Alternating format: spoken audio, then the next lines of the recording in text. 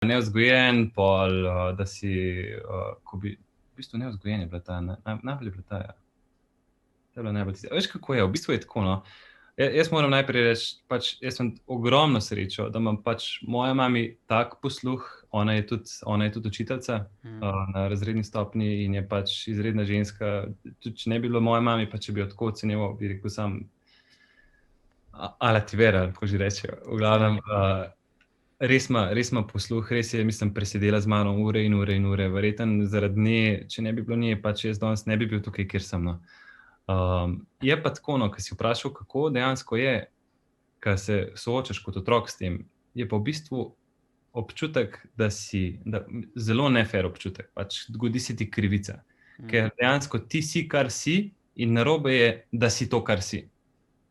Če me lahko, Ja, če razumem. me razumeš. Ja. Ti samo obstajaš, ampak to je že narobe. Pač kjerkoli se pojaviš, je štala. V bistvu, pol se pa v bistvu, jaz sem se pol nekako začel tako prilagajati svoje obnašanje na podlagi tega, da sem postal nekako nek razredni norček. Se pravi, da so me na ta način sošolci vzljubili, da sem jaz pač kakšne afne guncal, da sem kakšnega zafrkal, da sem skozi nekaj takega počel, ker začelo se je dogajati, da so me v bistvu otroci začeli pač določenih, ne vsi, ampak odrivati na rob.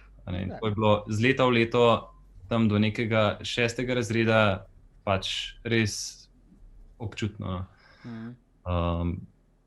Je pa tako, no, vidim pa, da vsi teli, ki imajo ADHD, so izredni borci za pravico. Pač, pri meni je isto to, če se mi bo godila krivica, jaz bom šel preko trupel, da bom pač pokazal, da temu ni tako, ker pač verjetno lih zaradi te izkušnje iz otroštva, no. Ja, to je ena stalnica pri vseh, ki imajo ADHD. Ja. Pač, ko je krivica, oni snapne, pač bi rekel temu po angleško snap out, ne?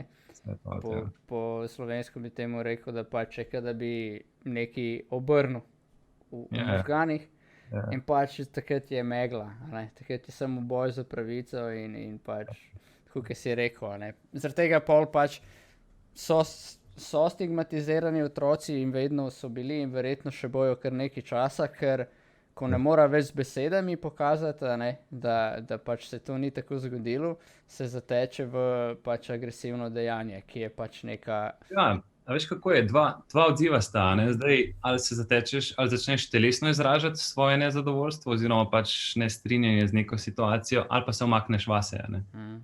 In pri meni je bilo tako, jaz nikoli nisem bil nek agresiven tip človeka, da bi se pač spopadal in napadal, ampak jaz sem se pa zmeraj umaknil vase, ne? In ali bežal, ali pač na vse načine. In pol se pa, moram reči, no, pač skozi osnovno šolo se ti izoblikuje se izoblikuješ v neko persono, kakor ima odprte določene rane.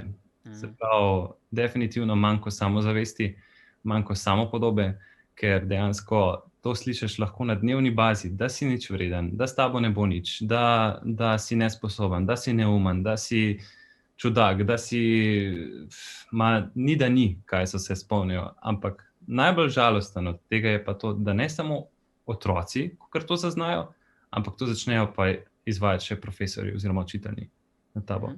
Ko se pa enkrat to začne dogajati, pa v bistvu profesor kot nek role model, pač kot nek vzornik vsem učencem, ker je ja pač neka starejša oseba in anyway... odrasel, ki predstavlja neko avtoriteto oziroma človeka z nekimi izkušnjami in avtomatsko daš neko vrednost. In ko se on začne tako obnašati, dobi celoten razred zagon oziroma potrditev, da to lahko počnejo.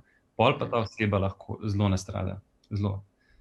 In jaz moram reči, da takrat, ko sem bil jaz pač v osnovni šoli, no, sem nekako ural ledino s tem, da sem imel pač odločbo, pač takrat sem imel jaz edini na šoli odločbo. To je štempelj na čelo. Ja, to je he's the weirdo. He's the weirdo, ja. In ja, no, pač, lej,